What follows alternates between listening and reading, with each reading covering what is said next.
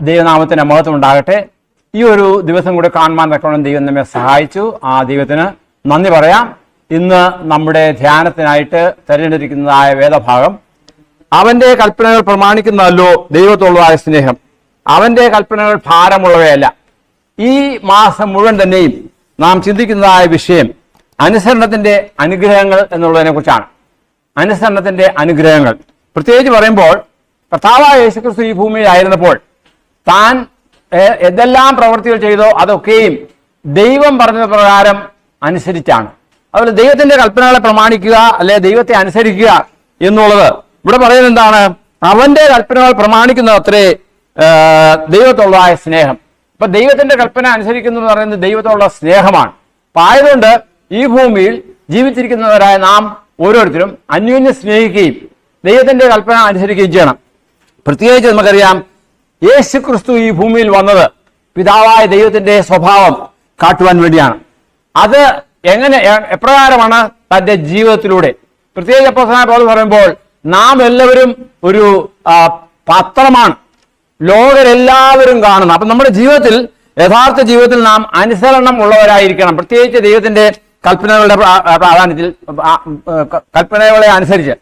നമുക്കറിയാം, പിശാചായവൻ വളരെ തരത്തിലുള്ളതായ പല വിവിധങ്ങളായ വ്യാജ ഉപദേശങ്ങളും നമുക്ക് ഭൂമിയിൽ തന്നിട്ടുണ്ട്. എന്നാൽ അത് എന്താണെന്ന് തിരിച്ചറിയണം. അതിന് നമുക്ക് ഉള്ളതായ മാനദണ്ഡം മറ്റൊന്നുമല്ല, ദൈവത്തിന്റെ വചനമാണ്, ദൈവത്തിന്റെ 10 കൽപ്പനയാണ്. അതുകൊണ്ട് ഈ പിശാചിന്റെ വ്യാജ ഉപദേശങ്ങൾക്കെതിരായിട്ട് നിൽക്കാൻ തക്കണം നാം തയ്യാറെടുക്കണം. അതിനാണല്ലോ കർത്താവായ യേശുക്രിസ്തു ഭൂമിയിൽ വന്നത്. ആദാമിന്റെ പരാജയം അവിടെയായിരുന്നു. എന്തായിരുന്നു? താൻ ദൈവം പറഞ്ഞത് അനുസരിക്കാതെ അതേ പഴം പറിച്ചു തിന്നു.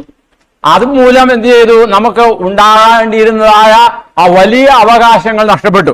അപ്പൊ അത് തിരിച്ച് തരുവാൻ വേണ്ടിയാണ് കർത്താവായ യേശുക്രിസ്തു ഈ ഭൂമിയിൽ വന്നത്. ആയതുകൊണ്ട് കർത്താവായ യേശുക്രിസ്തു നമ്മോട് പറയുന്നത് എന്താണ്? ഞാൻ ഈ ഭൂമിയിൽ പിതാവിന്റെ ഇഷ്ടം ചെയ്യുവാൻ തക്കവണ്ണം വന്നിരിക്കുന്നു. ആയതുപോലെ നാമും ദൈവത്തിന്റെ ഇഷ്ടം ചെയ്യുക. ദൈവത്തിന്റെ ഇഷ്ടം എന്ന് പറയുന്നത് മറ്റൊന്നുമല്ല, ദൈവത്തിന്റെ കൽപ്പനകളാണ്. അപ്പൊ അത് നമ്മുടെ നന്മയ്ക്ക് വേണ്ടി നൽകിയിരിക്കുന്നതാണ്.